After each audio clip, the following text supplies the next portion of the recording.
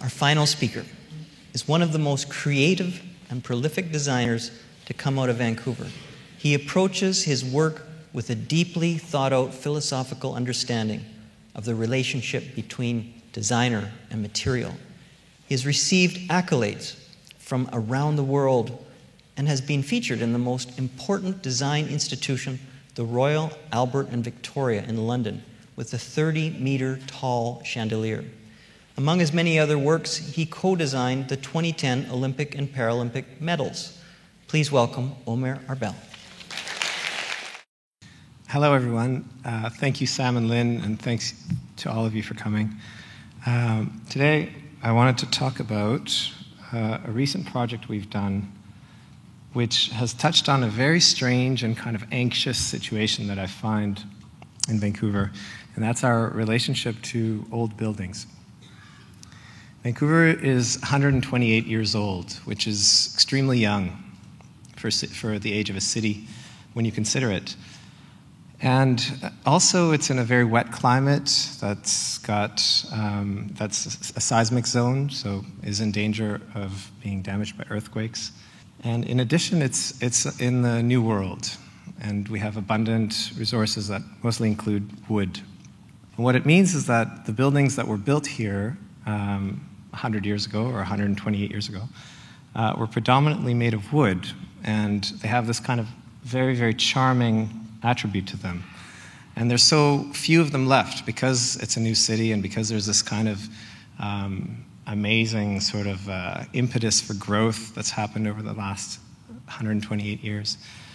We have an amazing kind of emotional response to these buildings that creates an imperative to preserve them. And so partially because there's so few of them left, and partially because we're so young, we feel that these buildings are incredibly sacred and critical for our sort of emotional well-being or even our identity as a city. But when we actually go about the procedure of preserving them or restoring them, we find that the theory, which is universally sort of acknowledged as good, we need to preserve them, starts becoming kind of a little bit tainted by the realities of these pieces of construction fabric. They're made of wood, and wood does not have any kind of longevity over 100 years, especially in our climate, which is very wet. In addition, we have to upgrade them to current earthquake codes and building codes and energy codes, which essentially means, when you get down to it, after a long process of sort of trying to preserve every little bit, that we're rebuilding them from scratch.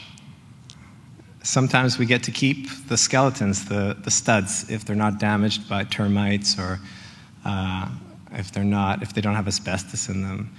But in general, we're really rebuilding our heritage fabric from scratch. When we say the word restoration or preservation, actually what we're doing is rebuilding. And this is not a moral comment about that. I understand exactly how we got here, and I'm not arguing against that approach. But I am saying that there is a kind of anxiety associated with our relationship to our old urban fabric.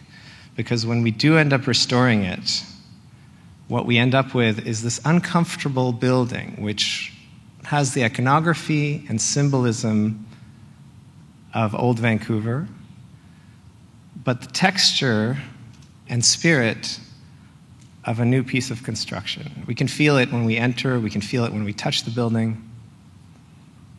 And so these buildings are not quite old and not quite new.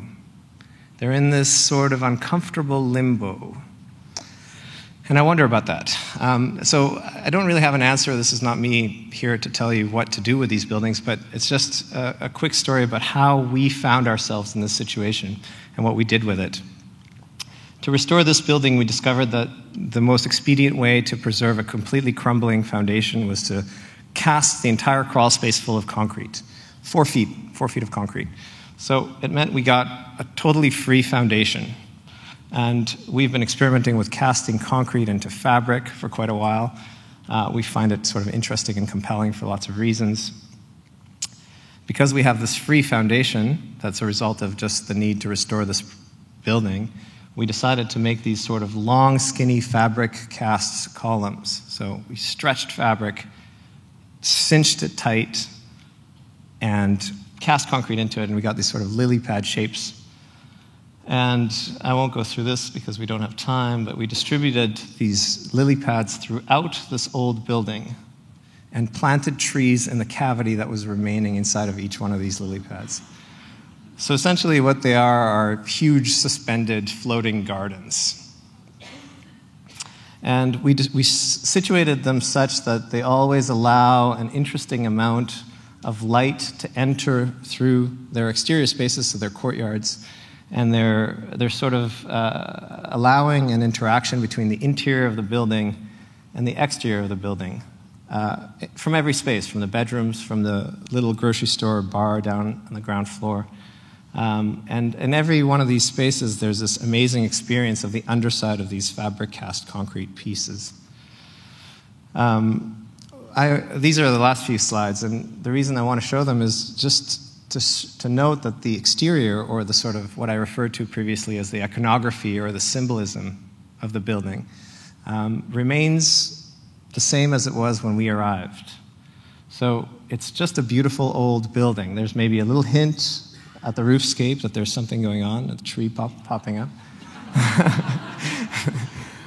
But really, the so-called heritage character of the building remains and is accentuated and heightened by the contemporary intervention that we've made to the structure. And so, only maybe a little bit hint at the back that there's something going on. I wanted to finish by saying that my position on this issue is completely related to my experience. I think we need to preserve these buildings, absolutely, but here in this climate and in this region, and because of our young age, it's very different than restoring a stone cathedral or even a brick building in New York.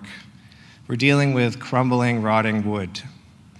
And so instead of kind of slavishly reconstructing them, which I think we still should do, we should open the door and let contemporary architecture, ideas that are relevant today, animate the iconography of the past. And in so doing, we can make these buildings that are quite exciting, but also of this place and of this time, if we allow these two sort of elements to interact. And it behooves us to do so because, unlike all these other places where a contemporary intervention would be at the expense of the heritage fabric, here we're reconstructing the heritage fabric anyways. And so this is just a message that I think we need to just relax a little bit about our heritage fabric. Acknowledge it as important, but also allow the ideas of today to animate it. Thank you.